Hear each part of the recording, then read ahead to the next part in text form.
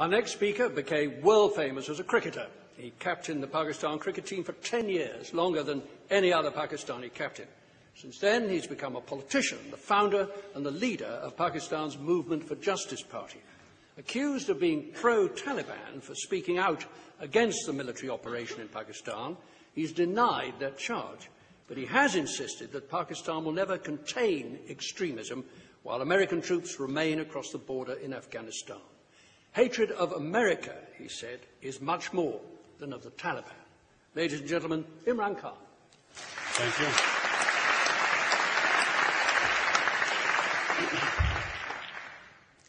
Well, Pakistan was introduced as the most volatile, dangerous place in the world.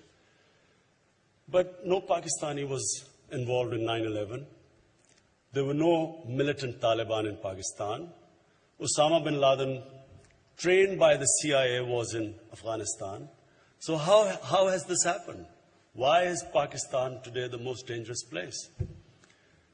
In my opinion, it's the military operations that created Taliban. General Musharraf made the biggest blunder in 2004 by sending the Pakistan army to Waziristan.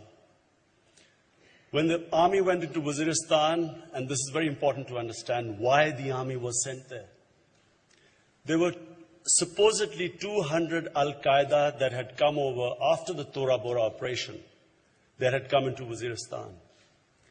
The fundamental mistake made by General Musharraf was exactly the mistake made by the Americans after 9/11. The real enemy was Al-Qaeda. Taliban were religious fundamentalists. They had no capability of hitting Western targets. No Pashtun has ever been involved in international terrorism. Taliban were Pashtuns, not capable of doing anything outside Afghanistan. So by not separating the two, the Americans made the fundamental mistake by pushing the Taliban towards Al-Qaeda, whereas they should have separated the two. Similarly, when Musharraf was pushed by the Americans to get after these 200 Al-Qaeda, he should have isolated these 200 Al-Qaeda rather than pushing potentially 1 million armed men in the tribal areas towards Al-Qaeda, which is what he did. So today, after the Waziristan operation started, at the same time there were these drone attacks in Pakistan. You hear about these drone attacks, that there's some sort of precision bombing going on. Just this year, the government published figures of 2009, 44 drone attacks killed 708 people. 8 were terrorists, 700 were civilians. The drone attacks, along with military operations, are what created the Pakistan Taliban after 2 years. So 2004, the operation started. 2006 is the first time we started hearing about the Pakistan Taliban. Each operation produced more militants. Last year, we had 500 blasts in Pakistan. The army operations produced refugees within Pakistan out of the tribal areas. At one point, there were 2.3 million people internally displaced. Out of the tribal areas, not Swat, which is a settled area, out of the tribal areas, there are at least 800,000 people displaced. The entire economy of the tribal area has been destroyed. In frontier, the economy has gone down by 80%. There's masses of unemployed youth roaming around. There's discontent in the area. All these operations are feeding the militants. What you call Taliban, the ideological element in the Taliban is very limited. There are very few people who actually, in this whole Taliban movement, who actually have the same sort of ideological beliefs of imposing some sort of a Sharia. The majority are the tribal Pashtuns, who, out of the reaction to this so-called collateral damage, and let me tell you, the insanity, the immorality of these military operations. The artillery guns firing from 30 to 20 kilometers away, firing into villages, F-16s, helicopter gunships. No concern about the number of women and children getting killed. Pakistan government hides these casualties because they're scared of public backlash.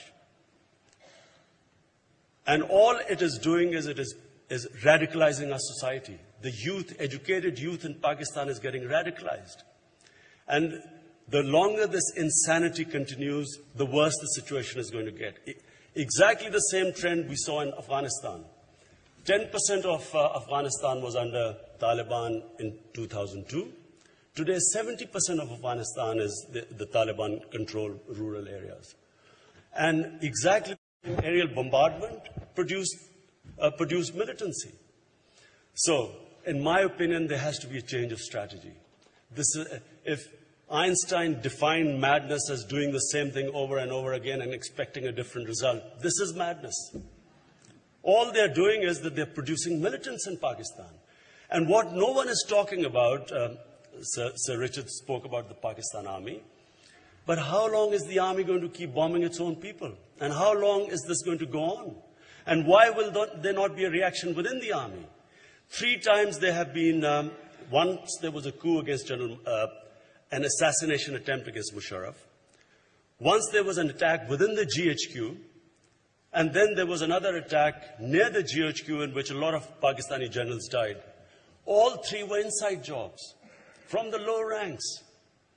And the longer these operations continue, I'm afraid there's going to be no end to this militancy. From the Western point of view, people here must understand that your danger is not, the streets of Britain are not going to be safe because there is this action going on against the Taliban in Pakistan and Afghanistan. The danger is the radicalization of Muslim youth in the Western countries. The more you have the slaughtering that is going on, you don't know the true figures that are, the Afghan government hides the true figure of collateral damage, and so does the Pakistan government. We have 2 puppets. One is Karzai and one is Zardari sitting in Pakistan.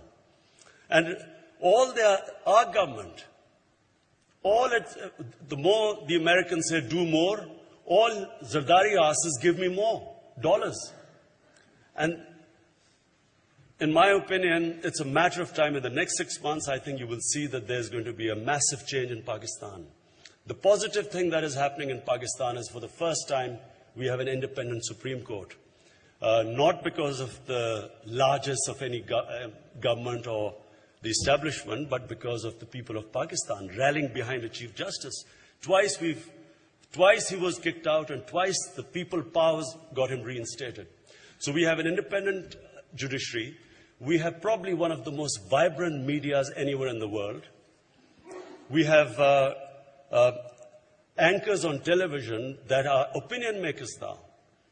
We have every issue discussed in Pakistan. And the hope comes from the independent media, the independent justice system, and a very politically aware public.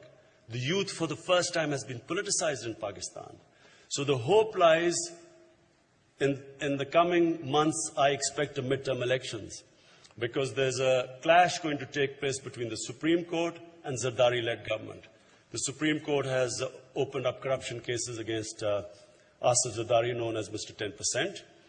And because of that, the government trying to block the corruption cases, we expect that there will only be one winner, and that's the Supreme Court, because the people are standing behind the Supreme Court.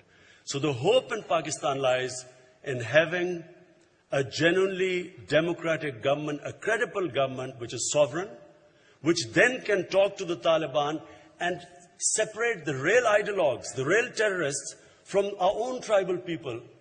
And in separating the two, we hope that there will eventually be peace, and helping the Americans in getting some sort of a government of consensus in Afghanistan, which is the best solution right now. Thank you.